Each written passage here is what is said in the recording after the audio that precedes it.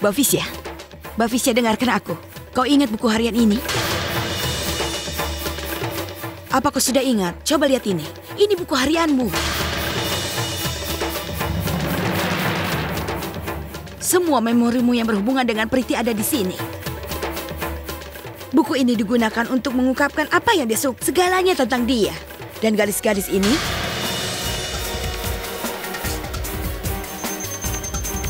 mereka membodohimu dengan bantuan buku ini.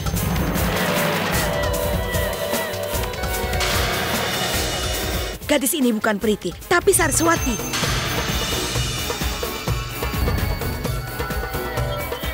Istrimu ini orang yang paling kau benci. Mbak Fisya, Priti tidak pernah bisa kembali. Dia sudah meninggal. Dia... Ibu bohong. Ibu ingin memisahkan Pritiku dariku, kan? Mbak Fisya. Tapi itu tidak akan aku biarkan terjadi, Bu. Karena Pritiku adalah hidupku. Aku tidak bisa hidup tanpa dia. Dan sebelum Ibu merebut hidupku, aku akan merebut hidup Ibu.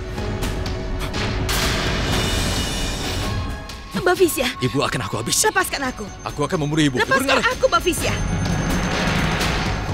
Mbak Fisya, lepaskan aku.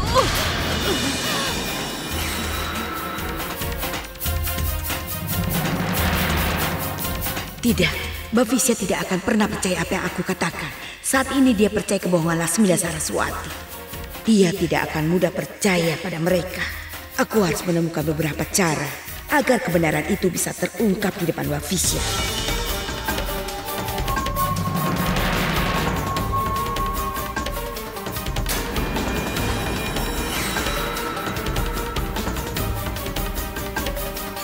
Lagi pula, Laksmi dan Saraswati tidak akan mendapatkan kebebasan dengan sangat mudah dari permainan ini.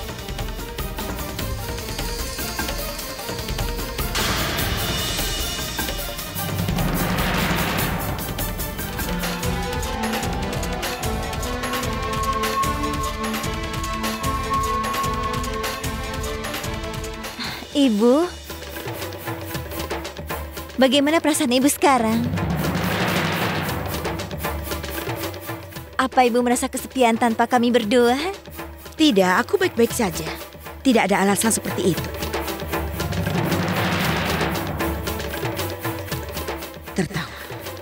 Tertawalah sebanyak yang kau inginkan.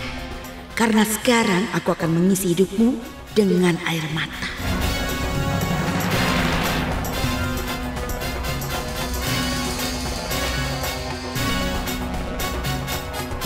Nek, aku baru saja pergi ke kamar sebentar. Tapi ternyata ada seseorang mencuri uang dari loker.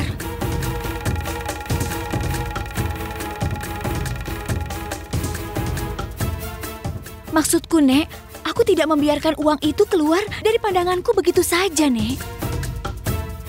Karena ini adalah tanggung jawabku yang telah Nenek berikan kepadaku. Makanya, aku menjaganya dengan sepenuh hati. Tapi ada orang yang mencuri uang di loker. Tapi siapa yang bisa melakukannya? Aku sungguh tidak mengerti. Aku pikir ini dilakukan oleh salah satu anggota keluarga kita. Iya, Bu. Sepertinya yang kakak bilang itu benar. Ini dilakukan oleh salah satu anggota keluarga kita. Omong kosong apa itu? Apa yang kalian katakan? Kenapa anggota rumah ini ingin mencuri uang?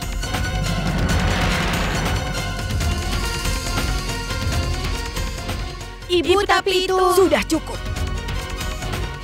Aku rasa sekarang kita harus menghubungi polisi. Dengan begitu kita akan tahu siapa yang mencuri uang itu.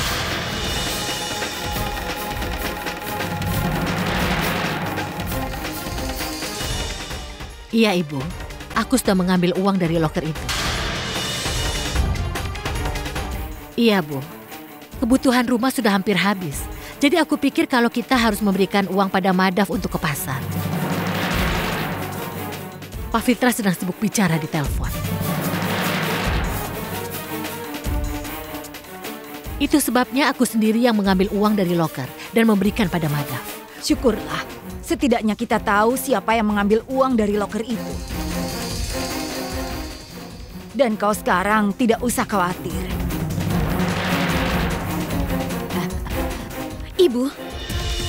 Ibu seharusnya tidak melakukan hal ini. Seharusnya ibu tidak mengambil uang dari loker itu tanpa seizinku. Ibu, jika saja ibu memberitahuku, maka hal ini tidak perlu terjadi. Bahkan nenek terganggu karena hal ini, Bu. Sekarang tanggung jawab ini telah diserahkan kepadaku. Dan jika beberapa masalah dibuat karena aku, maka aku akan harus bertanggung jawab kepada semua orang. Aku tidak ingin mengecilkan hati kalian semua. Dengan mempercayaiku, nenek telah menyerahkan banyak tanggung jawab kepadaku. Dan aku tidak ingin kalau aku telah melakukan kesalahan apapun. Dan nenek harus kehilangan kepercayaan kepadaku. Bukankah selama ini ibu yang mengajarkannya padaku?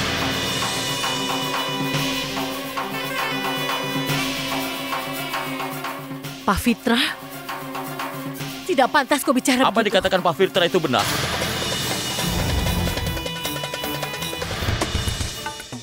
Iya, Bu. Apa yang dikatakan Pak Fitra, semuanya itu tepat. Apalagi sekarang Pak Fitra menangani tanggung jawab loker. Dan Ibu bahkan tidak merasa perlu untuk memberitahunya sebelum mengambil uang. Ibu, beberapa perubahan dibuat di rumah ini. Dan bahkan Ibu harus mengubah kebiasaan Ibu berdasarkan ini.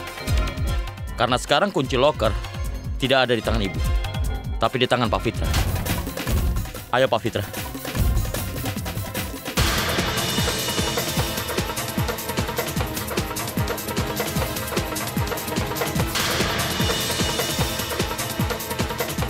Ya Tuhan, itu sudah biasa. Generasi zaman sekarang prinsipnya memang aneh begitu.